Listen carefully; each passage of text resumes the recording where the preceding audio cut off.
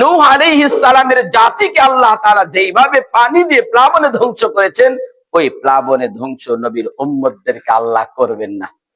সুবহানাল্লাহ বলেন না? কি করবেন না? কিন্তু অপরাধ কিন্তু আমাদের আছে, ওই অপরাধটা আমাদের ভিতরেও আছে। আমি যদি উদাহরণ দেই, আযাবাম মিন ফাওকিকুম, আল্লাহ রাসূল আল্লাহ তাআলা আর লূত আলাইহিস সালামের কথা দ্বীনের দাওয়াত মানে না, এইজন্য আমরাও তো মানি না, আমরাও তো মানি না। মুহতারাম হাজিরিন, শুধু আযাবাম মিন ফাওকিকুম আয়াতের তাফসীর আপনাদের সামনে করতেছিলাম, আরো অনেক উদাহরণ আছে, সেই উদাহরণ রাখলাম। এখন একটা কথা বলি, তাদের যে দোষ ত্রুটি ছিল, ওই ভুলের কারণে, ওই অপরাধের কারণে আল্লাহ আযাব দিয়েছেন। ওরকম দোষ ত্রুটি আর অপরাধ আমার ভিতরে আছে না নাই? মুসলমানদের ভিতরে আছে না নাই? নবীর উম্মতের ভিতরে আছে না নাই? অবশ্যই আপনাকে স্বীকার করতে হবে, হ্যাঁ, আমাদের ভিতরেও সেই অপরাধ আছে। কোন অপরাধ? আমরাও তো আল্লাহকে মানি না, নবীর হুকুম মানি না, এই অপরাধ আমাদের ভিতরেও আছে। তাহলে কেন আযাব হয় না? প্রশ্ন আসে না নাই? প্রশ্নের উত্তর দেব আয়াতের আরেকটা অংশ, আযাবান মিন ফাওকিকুম আও মিন তাহতি আরজুলিকুম। আল্লাহ পাক রব্বুল আলামিন আযাব শুধু আসমান থেকে দিবেন তাই না, আল্লাহ তাআলা ক্ষমতাওয়ালা, আসমান থেকে যেমন আযাব দিতে পারেন, আও মিন তাহতি আরজুলিকুম, মানুষ যদি অবাধ্য হয়ে যায়, আল্লাহ আল্লাহ রাসূলের কথা যদি না মানে, এমন মানুষদেরকে পার নিচ থেকে, নিচের দিক থেকে আযাব দিতে দিতে পারেন কে? আল্লাহ। কয়েকটা তাফসীর। হযরতে মূসা আলাইহিস সালামের জামানায় যে অবাধ্য জালেম কওম ছিল, জাতি ছিল, নাম ফেরাউন। ফেরাউন তার সম্প্রদায়কে আল্লাহ তাআলা যে সিস্টেমে পানির মাধ্যমে ডুবে ধ্বংস করেছেন, এই অবাধ্যতার কারণে। বলেন তো, ফেরাউন এবং তার সম্প্রদায় যেভাবে ধ্বংস হয়েছে, কিভাবে? পানির মাধ্যমে। পানি কোথায় থেকে আসছে? আও মিন তাহতি আরজুলিকুম, নিচের দিক। কিসের দিক থেকে? আমি যদি উদাহরণ দেই, আও মিন তাহতি আরজুলিকুম, মুফাসসিরিনে কেরাম উল্লেখ করেছেন, আল্লাহ পাক নিচের দিক থেকে, মাটির দিক থেকে আযাব দিতে পারেন, শক্তি তার আছে। অতীতেও দিয়েছে, আমার নবীর আগমনের আগ পর্যন্তও দিয়েছেন। কিন্তু আমার নবী আগমন করার পরেও ওই যে নূহ আলাইহিস সালামের জাতির মতো ধ্বংস করে দেয় নাই। আমার নূহ আসার পরে ওই যে কারুন যেমন জমিনের ভিতরে আস্তে আস্তে, মাটির ভিতরে, সে যখন ধ্বংস হয়ে গেছে, মাটির নিচে আস্তে আস্তে চলে যাচ্ছে, এমন ভাবে নবীর উম্মতদেরকে আল্লাহ পাক কখনো ধ্বংস করে দেয় নাই। অথচ অপরাধ আমাদের ভিতরেও আছে। খেয়াল করে শোনেন, আল্লাহ, আমার নবী মুহাম্মদুর রাসূলুল্লাহ সাল্লাল্লাহু আলাইহি ওয়াসাল্লাম সাহাবায়ে কেরামকে নিয়ে সফরে যাইতেছেন। যাইতে যাইতে রাস্তার পাশে একটা মসজিদ পাওয়া গেছে। নবী আলাইহিস সালাম সাহাবায়ে কেরামকে নিয়ে মসজিদ যখন পেয়েছে, মসজিদে অবস্থান করেছেন। সময় ছিল 2 রাকাত নামাজ আদায় করার। নামাজও নবী আলাইহিস সালাম আদায় করেছেন। নবীজি নামাজ আদায় করে আল্লাহর কাছে 2টা হাত উঠিয়ে দোয়া করতেছে। নবী আলাইহিস সালাম আল্লাহর কাছে 2টা হাত তুলে দোয়া করতেছেন।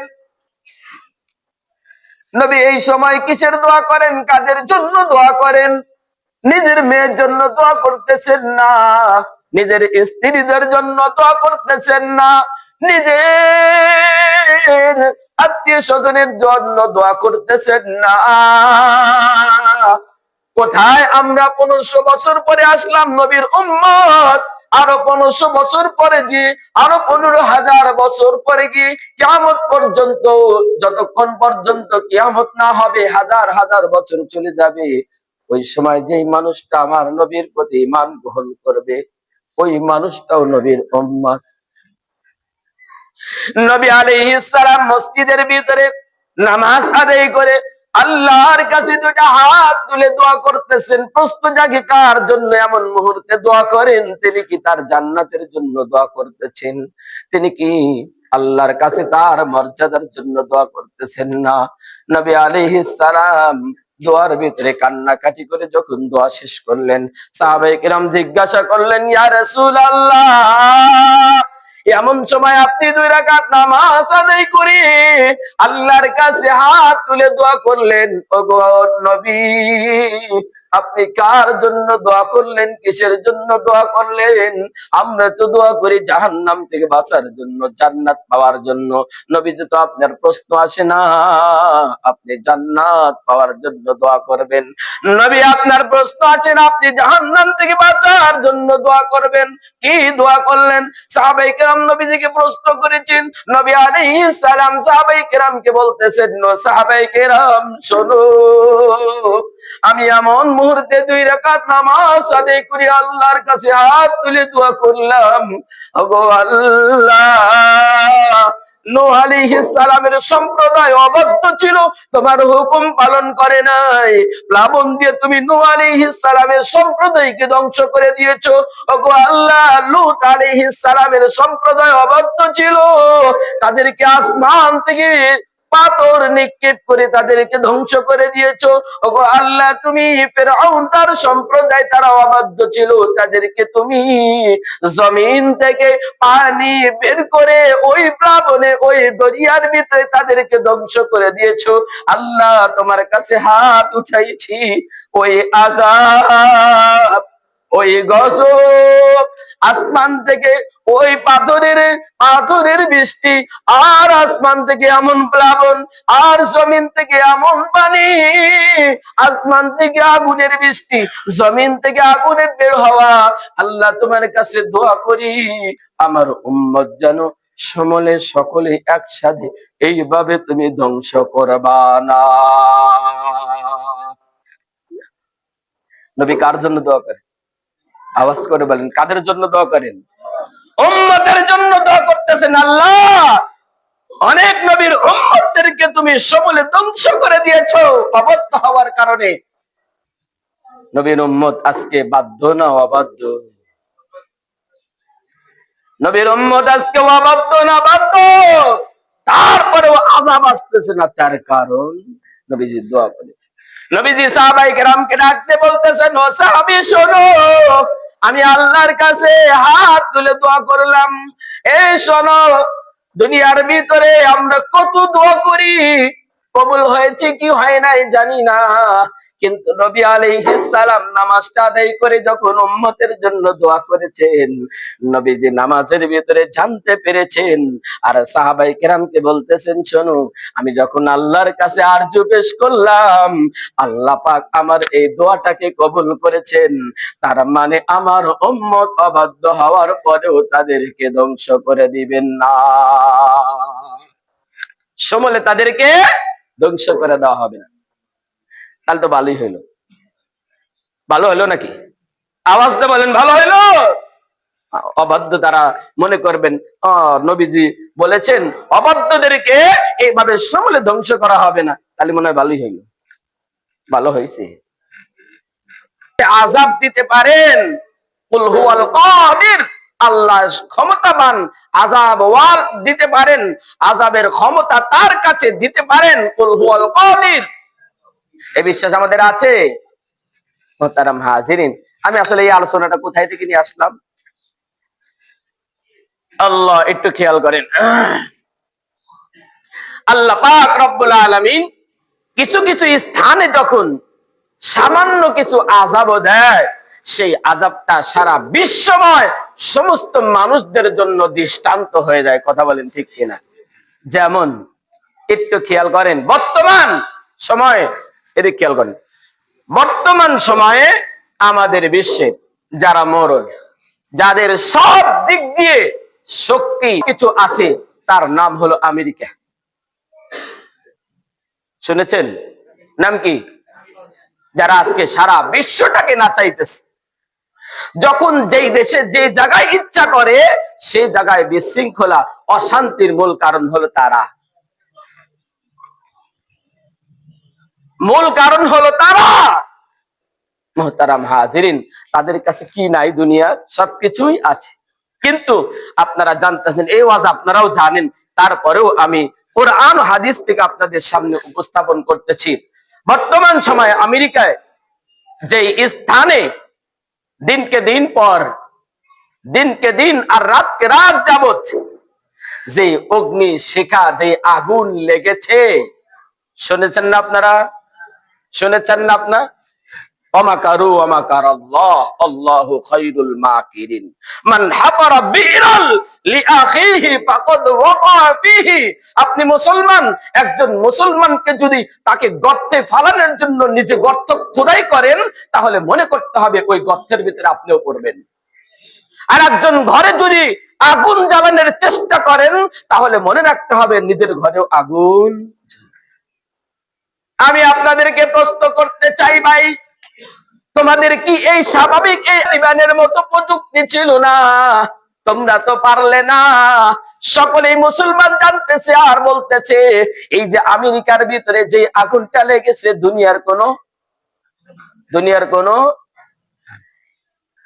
ইচ্ছা করলে তারা কি না পারে, কিন্তু আগুন নিভাইতে পারতেছে। আপনারা এতদিন যাবৎ পর্যন্ত এক একটা মুসলিম রাষ্ট্রগুলো মুসলমানদের সন্তানগুলো মুসলমানদেরকে যেইভাবে নির্যাতন করেছেন, যেইভাবে বম্পিং করে আগুনে শেষ করে দিয়েছেন, আপনাদের দেশে এরকম? আপনাদের উপরে কথা বলার তার শক্তি নাই, আমেরিকার উপরে কথা বলার শক্তি আছে। ওদের দেশে গিয়ে কেউ বম্পিং করবে এমন শক্তি কারো আছে? এই আগুন খোদাই থেকে আসছে। আওয়াজ দিয়ে বলেন, কে দিয়েছে? এই আগুনটা আও মিন তাহতি আরজুলিকুম, আল্লাহ তোমাদের নিচ থেকে জমিন থেকেও আযাব দিতে। মুহতারাম হাজিরিন, কথাগুলো এতদূর পর্যন্ত বুঝবে না, তবে তোমাদেরকে ইসলামের ভিতরে আর ইমানের ভিতরে আসার জন্য কথাগুলো বলতেছি কিভাবে শোনো। এই যে ফিলিস্তিন আর যত মুসলিম রাষ্ট্রগুলো আছে, তাদেরকে তোমরা যে শহীদ করে দিয়েছো, হয়তো দুনিয়ার জীবন তাদেরকে শেষ করে দিয়েছো, দুনিয়ার আরাম আয় শেষ করে দিয়েছো, হয়তো বা দুনিয়ার বাড়ি ঘর তাদের শেষ করে দিয়েছো, কিন্তু তাদের মৃত্যুর পরে আর একটা জগৎ, সেই জগতে কিন্তু ঠিকই তারা নিয়ামত পাবে।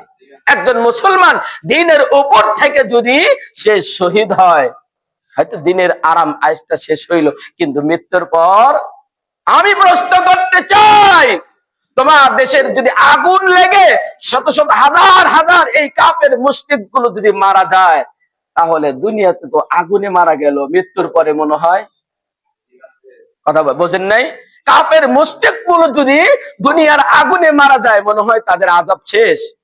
আযাব শেষ না, এটা তো দুনিয়ার আযাব হয়েছে, এটা তো দুনিয়ার আগুন আছে। কাফের মুশরিক গুলো মৃত্যুর পরে আর কি আছে? কেমন আযাব? আমি লম্বা একটা হাদিস মুসলিম শরীফের খুতবার ভিতরে আপনাদের সামনে পেশ করেছি। আযাবটা কেমন? আযাবটা কেমন? যারা এই দুনিয়ার ভিতরে অনেক আরাম আয়েশের ভিতরে বসবাস করতেছে, ধরেন একজন মানুষ, তার সারা জীবনেও কোনো অসুস্থতা আসে নাই, তার সারা জীবন কোনো অশান্তি হয় নাই, সব সময় সে শান্তির ভিতরে থাকছে। এমন মানুষটা যদি কাফের মুশরিক আর জাহান্নামী হয়, নবী আলাইহিস সালাম হাদিস শরীফের ভিতরে বলতেছেন, একজন জাহান্নামী মানুষ, যেই জাহান্নামী মানুষটা দুনিয়ার ভিতরে সব সময় আরাম আয়েশের ভিতরে ছিল। দুনিয়ার কেমন আরাম আয়েশের ভিতরে ছিল? আল্লাহ তাকে সম্পদ দান করেছিলেন, সেই সম্পদের আরাম আয়েশের ভিতরে ছিল। একজন কাফের আর মুশরিক আর জাহান্নামী মানুষটা, আল্লাহ তাকে সন্তানের নিয়ামত দান করেছিলেন, ওই নিয়ামতের ভিতরেও ছিল। আল্লাহ তাকে সুস্থতার নিয়ামত দান করেছিলেন, ওই সুস্থতার নিয়ামতের ভিতরেও ছিল। আল্লাহ তাকে সুন্দরী নারী দান করেছিলেন, ওই নারীর আরাম আয়েশের ভিতরেও ছিল। দুনিয়ার যত নিয়ামত, যত আরাম আয়েশ আছে, সব আরাম আয়েশ করার পরে মানুষটা যদি জাহান্নামী হয়, গুনাহগার হয়, কাফের মুশরিক হয়, মৃত্যুর পরে কিয়ামতের ময়দানে এমন মানুষটাকে নিয়ে আসা হবে।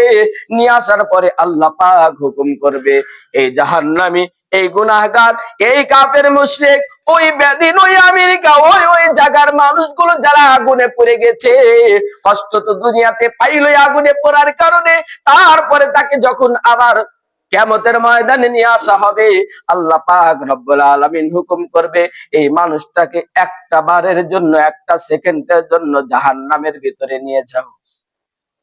শব্দ আসছে হাদিসের ভিতরে, জাহান্নামের ভিতরে একটা ডুব দাও, একটা বারের জন্য জাহান্নামের ভিতরে ফেলো আর জাহান্নাম থেকে উঠাও। কোন মানুষটা, খেয়াল করেন, কোন মানুষ? যে এই মানুষটা দুনিয়ার ভিতরে সবচাইতে বেশি আরাম, শান্তি, নিয়ামতের ভিতরে ছিল। আপনি যদি সারা পৃথিবীর মানুষ যারা যত আরাম আয়েশের ভিতরে আছে, তাদের ভিতরে এক নাম্বার ধরেন, যাকেই ধরেন, এমন মানুষটা সে যদি কাফের মুশরিক হয়, তাহলে তাকে জাহান্নামের ভিতরে একটা বারের জন্য ফেলা হবে আর উঠানো হবে। এবার এই মানুষটাকে জিজ্ঞাসা করা হবে, আচ্ছা ভাই বলো তো, তুমি দুনিয়ার ভিতরে এই যে 60-100 বছর জিন্দেগি বছর করেছো, তুমি কি দুনিয়ার ভিতরে কখনো আরাম, শান্তি, কষ্ট দেখেছো জানো? মানুষটা বলবে, এই জাহান্নামের আযাব তাকে যখন একটা বারের জন্য, জাহান্নামের আযাবটা একটা বারের জন্য স্পর্শ করবে, সারা দুনিয়ার সমস্ত এই আরাম আয়েশ ভুলে যাবে।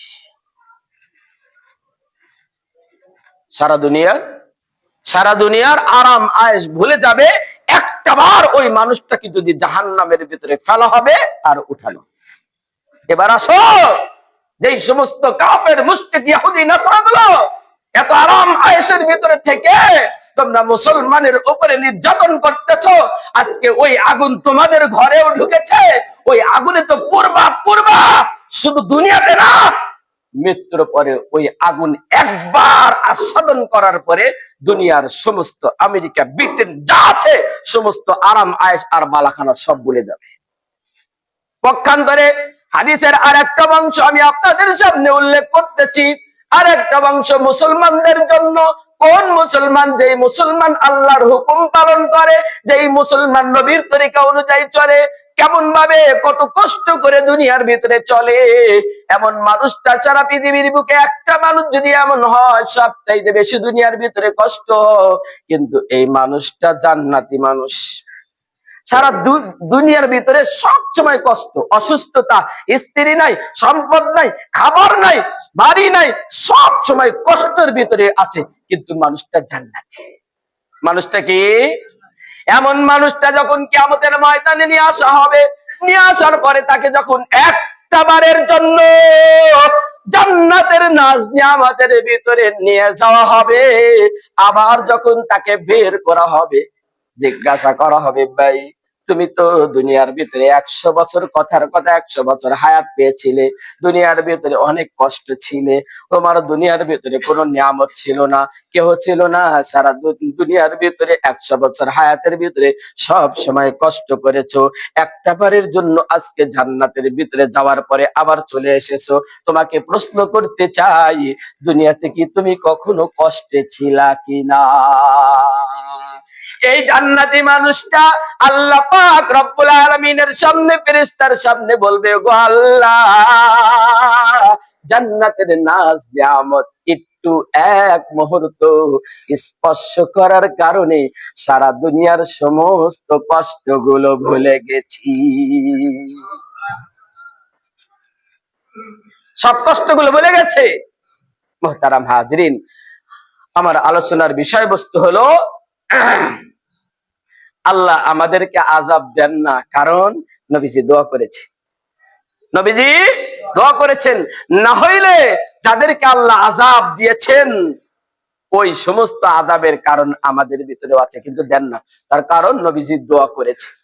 কিন্তু তারপরেও গোটা বিশ্বটাকে মাঝে মাঝে আল্লাহ পাক রব্বুল আলামিন দেখান, হ্যাঁ তোমরাই শুধু মালিক না দেশের, তোমরা শুধু বিশ্বের মালিক মনে করো না, তোমাদেরও মালিক একজন আছে। কে?